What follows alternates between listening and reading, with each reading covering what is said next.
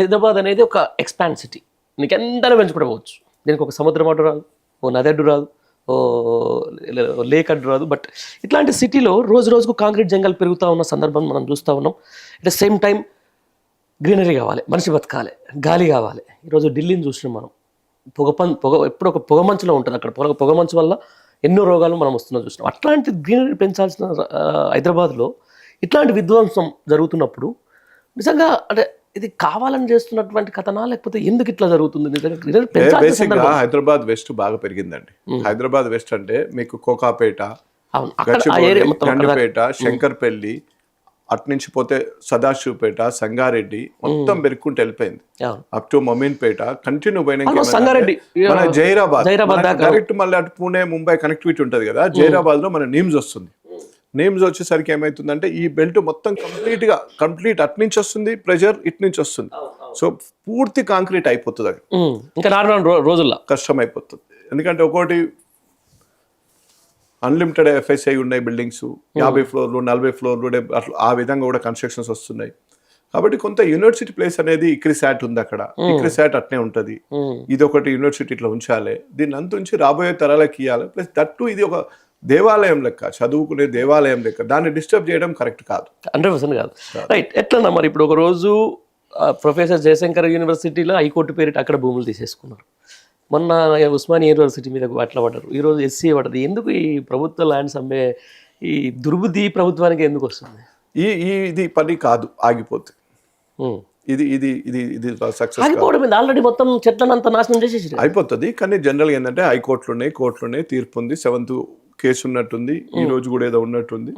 ఏదన్నా ఇది కొంచెం కష్టమవుతుంది, చేయలేరు. అది కష్టం, 100% చేయలేరు. పిల్లలను కూడా కంట్రోల్ చేయడం కష్టమవుతుంది. దానికి ప్రపంచ స్థాయిలో ఇక్కడ 50 సంవత్సరాలు చదువుకున్న పిల్లలు ఉన్నారు, అందరి మనోభావాలు ఉంటాయి. ఆ విధంగా దెబ్బతీయకూడదు. గవర్నమెంట్ ఇప్పటికైనా మంచి ఆలోచనతోటి కొంచెం ఆలోచన చేసి, అంటే మేము సెట్ బ్యాక్ అయినామని ఇగోకి పోకుండా దాన్ని వేరే విధంగా ఒకసారి ఆలోచన చేసి, పిల్లలు అంతా ఆ విధంగా అగ్రెసివ్గా ఉన్నారు, పిల్లల ప్రేమ కాలేజ్ తోటి బంధం ముడిపడి ఉన్నది కాబట్టి వాళ్ళు ఉంటే ఏముంటారు, ఇంకో సంవత్సరం 2 సంవత్సరాలు 3 సంవత్సరాలు ఉంటారు. వాళ్ళు ఏంటంటే వాళ్ళు కాలేజ్ భావి తరాలకు మేము చదువుకున్నాం, మా బెంచ్ ఇట్నే ఉండాలి, రేపు ఇంకోళ్ళకి ఇవ్వాలి, ఆ టైప్లో వాళ్ళు ఫైట్ చేస్తున్నారు.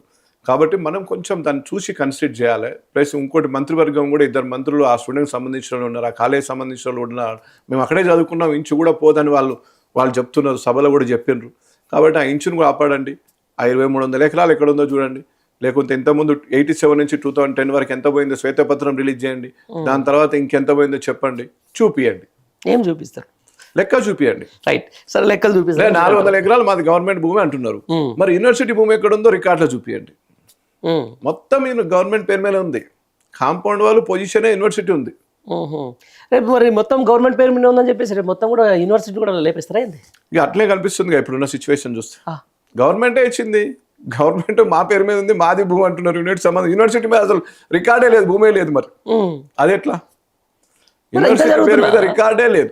ఇంత జరుగుతున్నా ఒక సెంట్రల్ యూనివర్సిటీ, అది జాతీయ స్థాయిలో ఎంతో గొప్ప గొప్ప వ్యక్తులను తయారు చేసి ప్రపంచ స్థాయిలో 801 ర్యాంక్ ఏదో ఉంది దానికి. మరి ఎందుకు కేంద్ర ప్రభుత్వం జోక్యం చేసుకోవట్లేదు? దాని మీదనే చర్చ నిజంగా చాలా. రైట్, బీఆర్ఎస్ పార్టీ ప్రతిపక్షంగా కొట్లాడుతూ ఉంది.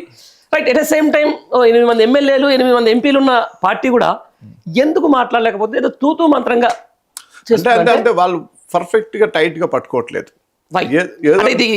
కాంగ్రెస్ మీద ప్రేమనా, రేవంత్ రెడ్డి మీద ప్రేమనా? అంటే బీజేపీ రేవంత్ రెడ్డి గారు ఏమన్నా మరి కాంగ్రెస్ బీజేపీ ఒకటే అన్న టైప్ లో ఉన్నది ఇప్పుడు. అంటే పార్టీలు ఒకటే టైప్ లో కనిపిస్తున్నది తెలంగాణలో.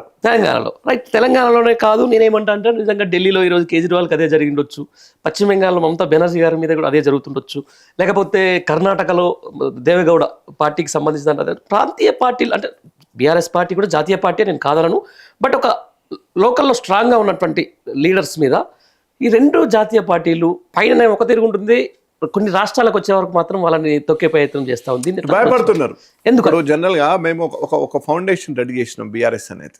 మేము డెఫినెట్ గా మాకు సౌత్ సైడ్ లో మా నాయకుల భాష కానీ మా సబ్జెక్ట్ కానీ మాకున్న దానికి బీజేపీ కొంచెం షేక్ అవుతున్నట్టు కనిపిస్తుంది. ఎందుకంటే మేము ఆల్రెడీ ఢిల్లీలో కూడా ఎస్టాబ్లిష్ మా ఆఫీస్ కూడా కట్టుకోవడం జరిగింది.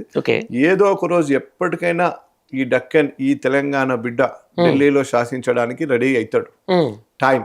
టైం అంతే. అంతేనా? మా ఈ ఢిల్లీ కేసీఆర్ గారు చేసిన రూట్లో డెఫినెట్గా అవుతాం. డెఫినెట్గా మేము కీ పోస్ట్లోకి వస్తాం. అదే అంటున్నా, అది మీరేమో నెక్స్ట్ వస్తామా ఇంకొక వస్తామా కానీ మేమైతే కీ పోస్ట్లో ఉంటాం. మీరు ఇదే అంటున్నారు. మీరు నిజంగా మేము ఢిల్లీని శాసిస్తాం అంటే తెలంగాణ ప్రజలు ఎక్కడ ఢిల్లీ పోతారు అని చెప్పేసి ఇంట్లో కూర్చోబెట్టారు అని చెప్పేసి అంటారు. 100% అది చేసిండ్రు. కానీ మా ప్రజలు కొంత ఎక్కడో జరిగింది.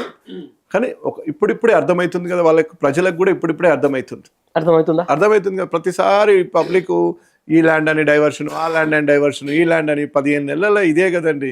15 నెలల ప్రశాంతంగా ఎక్కడుంది చెప్పండి. మరి ఇంకా 15 నెలలకే ప్రశాంతం లేకపోతే 3.5 సంవత్సరాలు ఆల్మోస్ట్. మరి ఎట్లా 3.5 సంవత్సరాలు ఇట్నేనా ఇదే కొనసాగుతుందా తెలంగాణ? ఇంతే ఉంటుంది దాదాపు. మరి ఎట్లా చూడాలి, ప్రజలే తగిన గుణపాఠం చెప్తారు కదా. వాళ్ళు మార్చుకోకపోతే ప్రజలే చూసుకుంటారు. కాంగ్రెస్ పార్టీ అధిష్టానం కూడా ఆలోచన చేయాలా. ఎందుకంటే రాహుల్ గాంధీ గారు పోయి ముంబైలో యూనివర్సిటీలో ల్యాండ్ డెవలప్మెంట్ చేద్దామంటానో అక్కడ వద్దంటారు.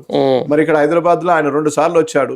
వేముల రోహిత్ గారి ఇన్సిడెంట్ జరిగినప్పుడు వారికి ఆల్రెడీ అక్కడ కూర్చున్నారు, గేట్ ముందు ధర్నా చేసిండ్రు. వారికి టోటల్ గా తెలుసు యూనిట్ సంబంధించింది.